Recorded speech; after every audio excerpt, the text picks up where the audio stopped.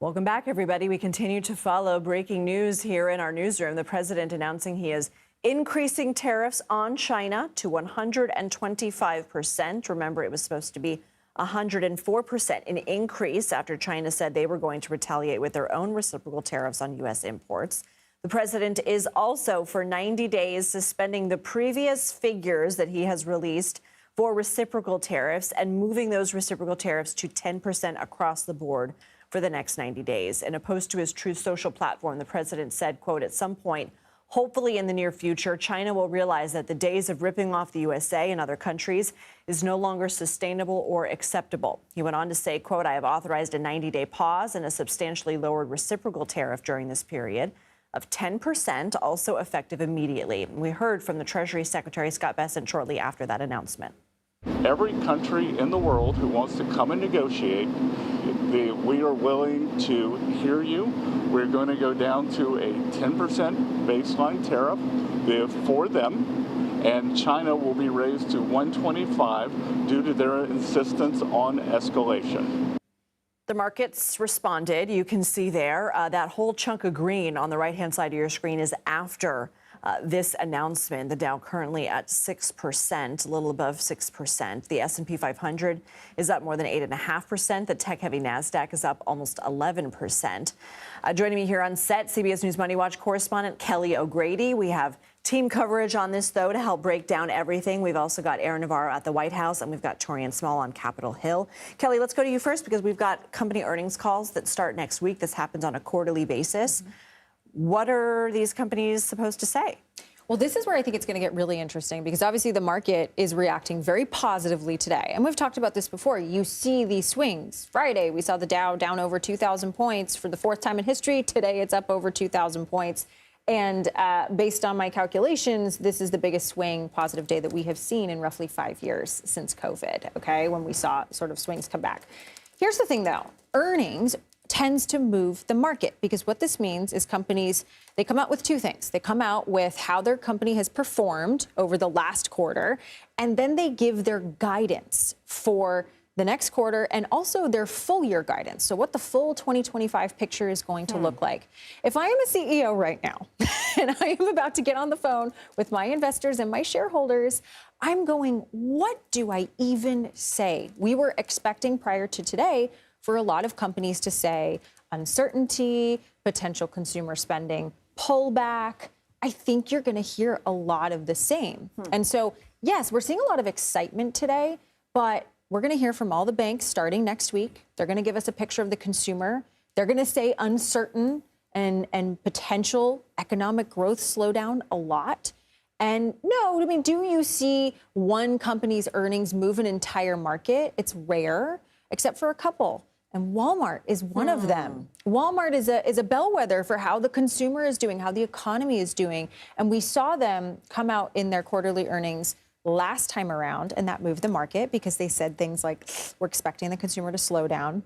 Today, they actually pulled their guidance, their profit guidance for the next quarter. And that was a pretty big deal because basically what they're saying is, we want flexibility in what we are going to say to you on this earnings call because things are changing so quickly. So I think you're going to hear more of the same.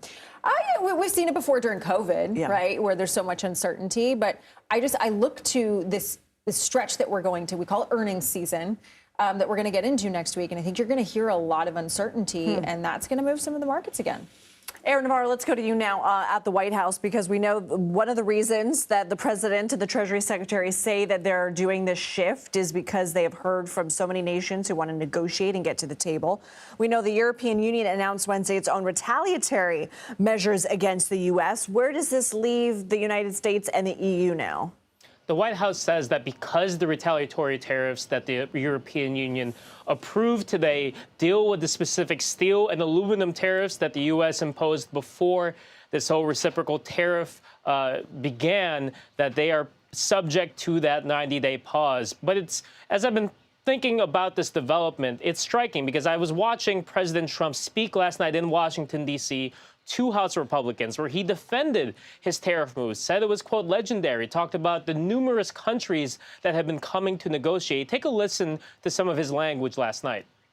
Because I'm telling you, these countries are calling us up, kissing my ass. They are dying to make a deal. Please, please, sir, make a deal. I'll do anything. I'll do anything, sir.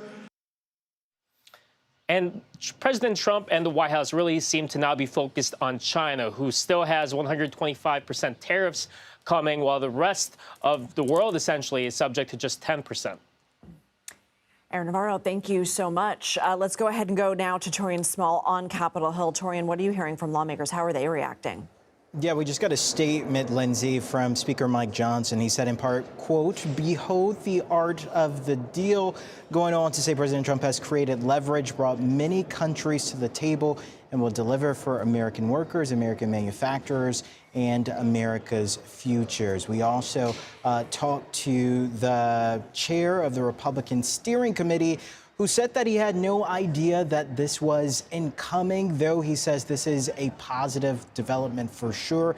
One indicator that something big was up was the fact that Scott Bessent, the Treasury Secretary, was set to meet with Republican members here for lunch. He opted against that, instead sent his deputy because, according to his deputy, he was called to the White House. His deputy, though, did not telegraph to these members that we talked to that this was incoming, so it was quite a bit of a surprise to them as well.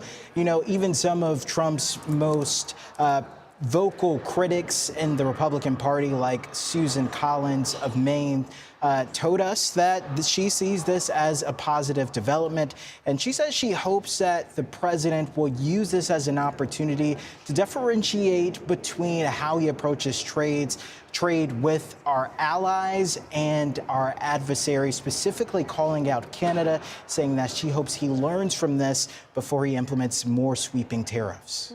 All right, Torian, thank you so much. Let us know who else we continue to hear from. Let's go to Barron's Markets reporter Jacob Sonnenschein. Jacob, good to see you. We have a couple minutes left with you. What are your final thoughts?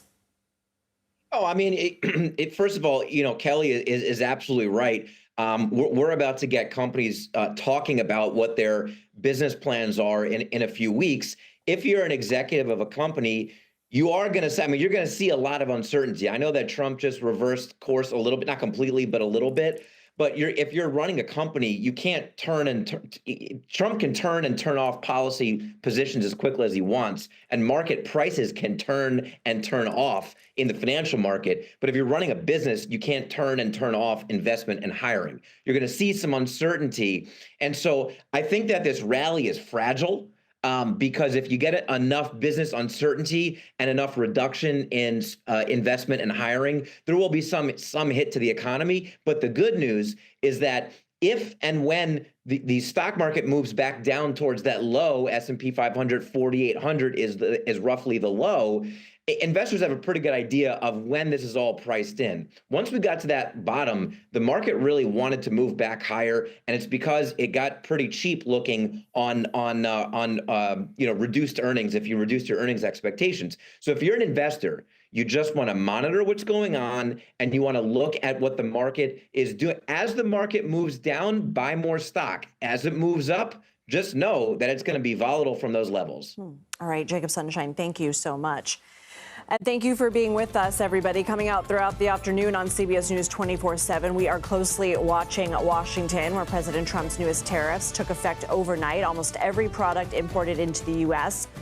But we know that is now a 10% reciprocal tariff. All other tariffs are paused for 90 days. And the tariff to China increased to 125%. Don't forget to ask us any of your tariff-related questions. Tonight, I sit down with our Money Watch experts, Jill Schlesinger and Kelly O'Grady, for a special 1-hour Trump tariff special on the Daily Report. That's 6 p.m. Eastern. You're watching CBS News 24/7.